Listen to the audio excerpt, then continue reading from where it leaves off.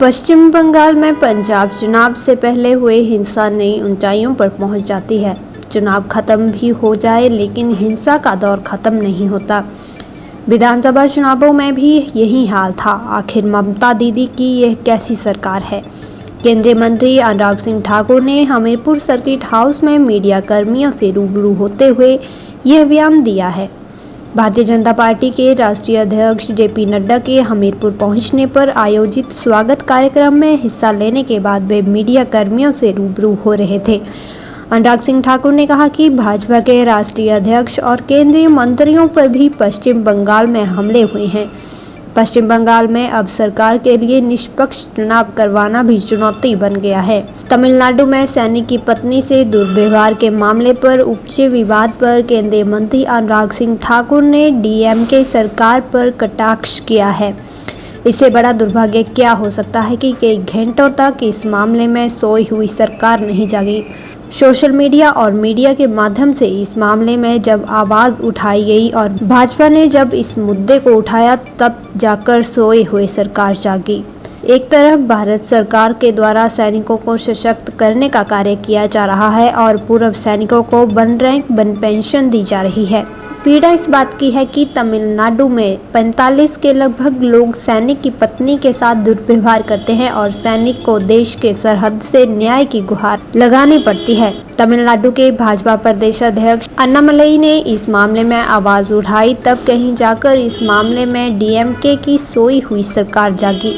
हिमाचल की कांग्रेस सरकार पर तंज कसते हुए केंद्रीय मंत्री अनुराग सिंह ठाकुर ने कहा कि प्रदेश सरकार से वे पूछना चाहते हैं कि बहनों ने पशुओं के गोबर के ढेर भी लगा दिए और दूध का उत्पादन भी बढ़ा दिया है। आखिर ये सोचना पड़ेगा कि कांग्रेस के नेता जब जनता के बीच में आएंगे तो गोबर का सदुपयोग किस तरह से होगा।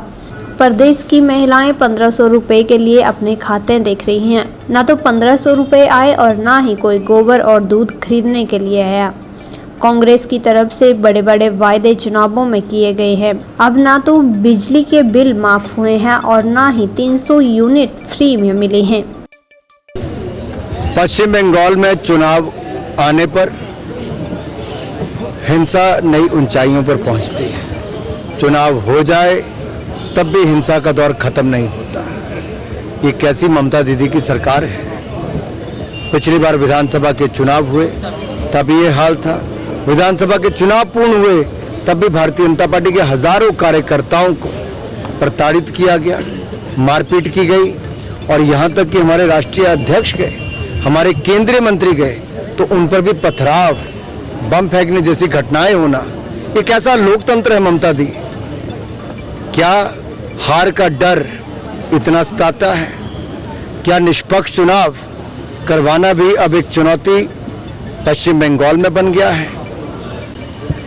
देखिए, एक और भारत सरकार जहां पर सैनिकों को और सशक्त किया जाता है, लेटेस्ट हथियार देकर, पूर्व सैनिकों को वन रैंक वन पेंशन देकर, सुविधाओं में बढ़ोतरी करके अपनी सेना को तैयार किया जाता है कि वो देश को सुरक्षित रखे।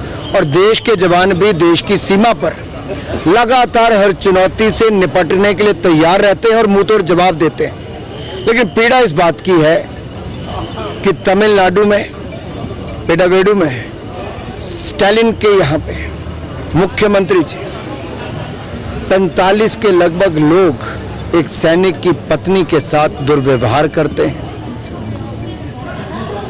और उस सैनिक को गुहार सीमा पर से लगानी पड़ती है कि मेरी पत्नी को न्याय दिया जाए, सुरक्षा दी जाए।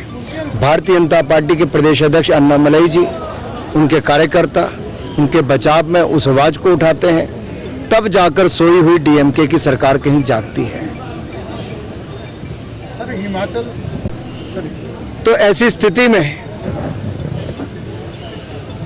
क्या ऐसी सरकारें जहां पर किसी सेना के जवान को अपनी पत्नी की सुरक्षा के लिए भी गुहार लगानी पड़े और कई घंटों तक भी वहां की सरकार जागे ना और अंत में आकर मीडिया, सोशल मीडिया पर या पार्टियों के द्वारा उसको उठाया जाए, तब जाकर सोई हुई सरकार को जगाया जाए, इससे बड़ा दुर्भाग्य क्या होगा।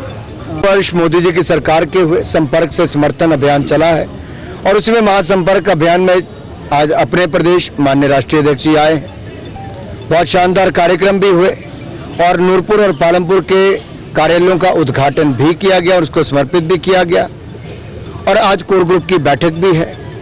इन सब के चलते जहां एक और आने वाले चुनावों को लेकर भारतीय जनता पार्टी संगठन को और मजबूत करेगी, जनता के बीच में जाएगी मोदी सरकार की उपलब्धियों को लेकर, वहीं इस बात की खुशी भी है कि आज जनता ने ऐसा प्रधानमंत्री देश को दिया है जिसने देश का मान सम्मान बढ़ाया, गौरव बढ़ाया है। इसकी बधाई और धन्यवाद जनता का भी। और निरंतरता और स्थिरता देश में बनी रहे, सरकार की बनी रहे, क्योंकि मजबूत नेता आज दुनिया के लिए उम्मीद बना है। भारत और भारतीयों में दुनिया ने उम्मीद देखी है और इस उम्मीद पर हम सबको खरा उतरना है। वो आपको आंकलन करना है। मैं तो ये पूछता हूं कि बहनों ने गोबर के ढेर भी लगा दिए, रोज दूध उत्पादन भी बढ़ा दिया, ना कोई गोबर खरीदने आया ना कोई दूध खरीदने आया। तो कम से कम कांग्रेस की सरकार ये तो बताए कि इनकी योजना क्या है, नहीं तो एक समय ऐसा आएगा जनता को ही, जब कोई कांग्रेस के नेता आएंगे तो उस गोबर का सदुपयोग कहां पे हो उसके बारे में सोचना पड़ेगा, क्योंकि बड़े बड़े वायदे आप लोग चुनावों में करते हैं।